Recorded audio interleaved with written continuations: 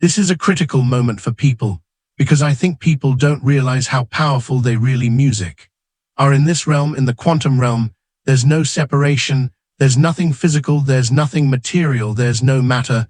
That's all taking place in three-dimensional reality. It's all energy, it's all frequency, it's all vibration, it's all information, it's all consciousness, it's all thought. That is that invisible field of energy. So okay, that invisible field of energy, Einstein.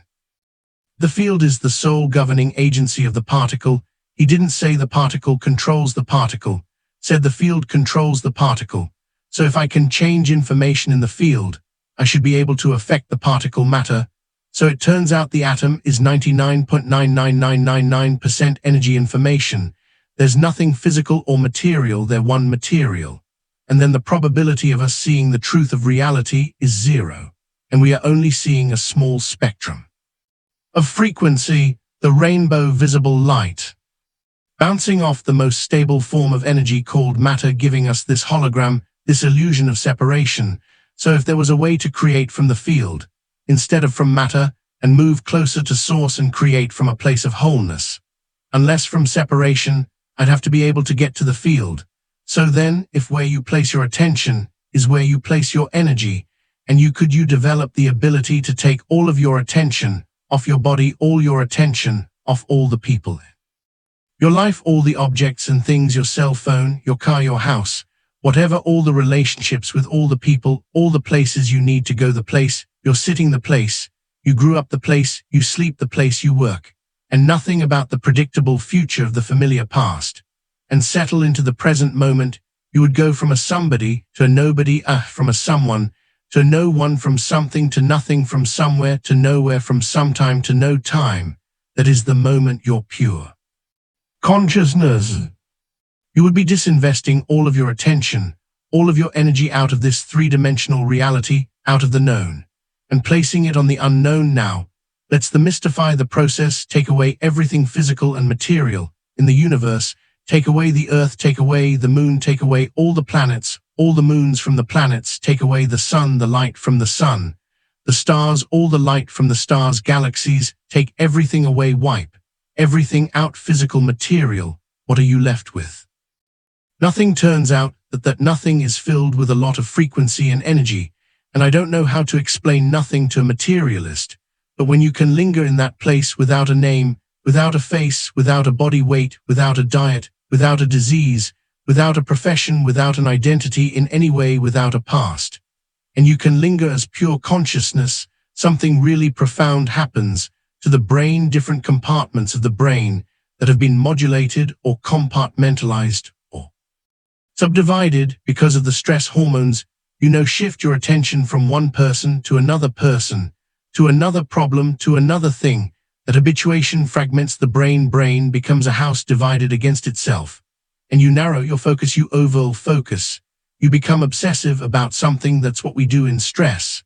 Turns out, if you open your awareness to nothing, the brain starts getting highly organized. Different compartments of the brain that were modulated start unifying. The brain starts firing in this more holistic state, and the whole entire brain is resonating at the same frequency.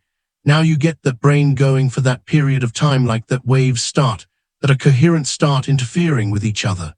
And when they do, they create bigger amplitudes. The higher amplitude, the higher the energy and the brain. So now you have resonance in the brain, and the brain starts getting very mathematical, very organized, right?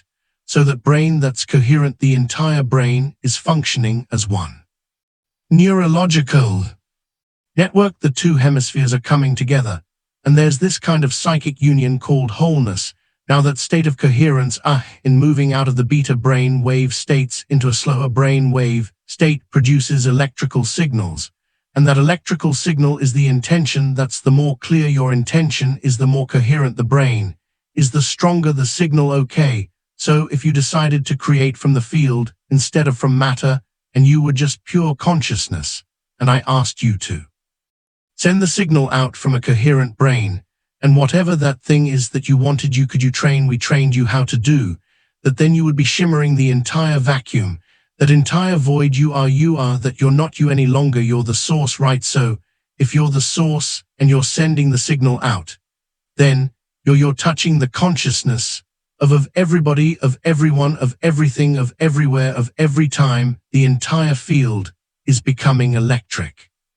Because of your intention, if you're source, why would you go anywhere to get anything? And so consciousness is coherent brain. And then the energy of the heart is love, and pure love is source. So if I ask you to fall in love with that future, and I ask you to draw the future to you with the magnetic field of the heart produces a magnetic field up to 3 m wide. That's studded. So now love is the glue that holds the atom together. Okay. If I get a coherent heart, the more coherent my heart is, the more energy in my heart, the more I can draw my future to me. So you send the signal out, you draw the experience to you, and now you don't go anywhere to get anything when there's vibrational match between your energy and some potential in the quantum field. And when there's a match, you start seeing those synchronicities, you synchronize your energy to that possibility. And so you start seeing the coincidences and the synchronicities and the opportunities. I'm not talking about parking space. This is a critical moment for people, because I think people don't realize how powerful they really are when that event happens in their life. They will look back at every single betrayer, everything that happened in their past, and they won't care any longer.